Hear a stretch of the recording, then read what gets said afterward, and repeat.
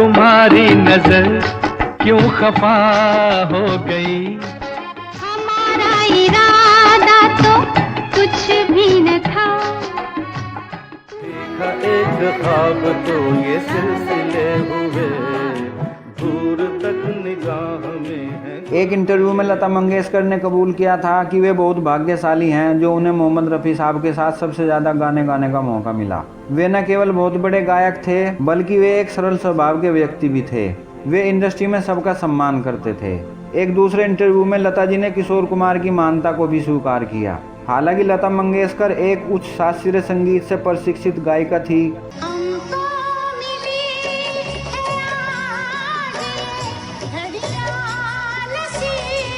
जबकि किशोर कुमार संगीत के किसी भी स्कूल में नहीं गए। फिर भी किशोर कुमार और लता मंगेशकर के गाए कई युगल गीतों में किशोरदा लता जी पर भारी पड़े। खो गुम है किसी के प्यार में दिल सुबह लता जी ने आगे कहा कि उनकी आवाज की रेंज में इतनी गुणवत्ता थी कि अन्य सिंगर्स को किशोर कुमार के करीब आने के लिए भी कई दिनों तक किसी भी गाने का बहुत मेहनत से अभ्यास करना पड़ता था।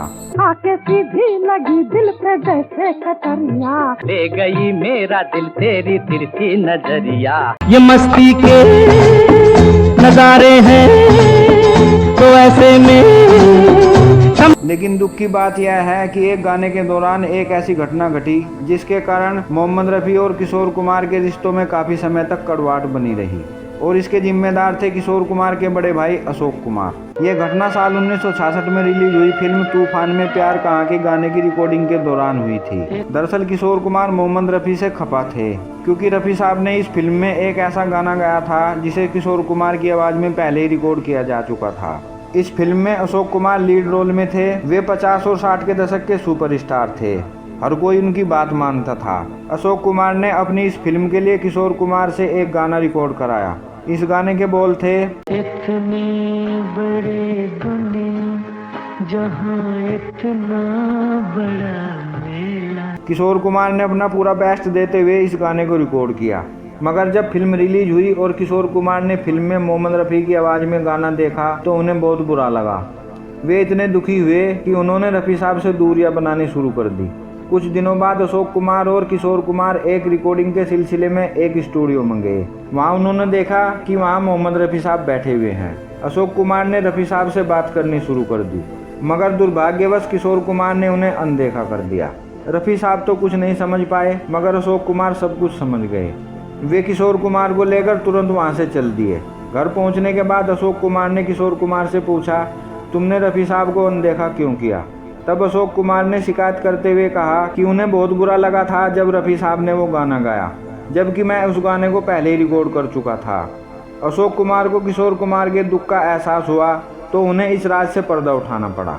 दरअसल किशोर कुमार की आवाज़ में गाना रिकॉर्ड किए जाने के बाद फिल्म के म्यूजिक डायरेक्टर चित्रगुप्त और अशोक कुमार ने वो गाना सुना तो अशोक कुमार को लगा कि गाने में वो फीलिंग नहीं है जो उन्हें चाहिए थी। इसके बाद उन्होंने गाने के लिए रफ़ी साहब को फाइनल कर दिया। अशोक कुमार ने रफ़ी साहब से गाने की रिकॉर्डिंग के लिए अनुरोध किया तो रफ़ी साहब तैयार हो गए मगर रफ़ी साहब को पता ही नहीं चला कि यह गाना किशोरदा की आवाज़ में पहले ही रिकॉर्ड किया जा चुका है। अगर उन्हें पता होता तो वे इसे गाने से इनकार कर देते क्योंकि रफ़ी साहब सभी सिंगर्स का सम्मान करते थे और हमेशा उनके प्रयासों की सराहना करते थे। किशोर कुमार को जब पूरी सच्चाई का पता चला तो उन्होंने तुरंत रफ़ी साहब को फ़ोन किया क्योंकि उन्हें एहसास हो गया था कि आज उन्होंने बिना सच्चाई जाने कितनी बड़ी गलती कर दी है। किशोर कुमार ने रफ़ी साहब को फ़ोन पर पूरी घटना के बारे में बताया। यह सब जानने के बाद रफ़ी साहब को बहुत दुख हुआ, इसलिए नहीं कि किशोर कुमार ने उन्हें अनदेखा कर दिया था बल्कि इसलिए कि उन्होंने वो गाना गाया जो किशोरदा के लिए बना था।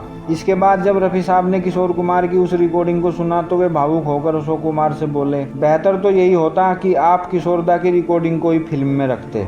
जब अशोक कुमार को अपनी इस गलती का एहसास हुआ तो उन्होंने रफ़ी और किशोर दोनों से माफ़ी मांगी। मगर कितना अकेला। मगर दुख की बात तो यह है कि यह बेहतरीन गाना कभी रिलीज ही नहीं हुआ, न तो फिल्म में और न ही ऑडियो में। तो ये थी वो घटना जो दो महान सिंगर्स की दोस्ती में दरार पैदा कर रही थी। दोस्तों, हमें उम्मीद है कि आपको हमारी यह वीडियो जरूर पसंद आई होगी। वीडियो पूरा देखने के लिए धन्यवाद। पर तुम्हें लिख नहीं पाऊं मैं उसका आके सीधी लगी दिल पे जैसे कतरिया। ओ सवरिया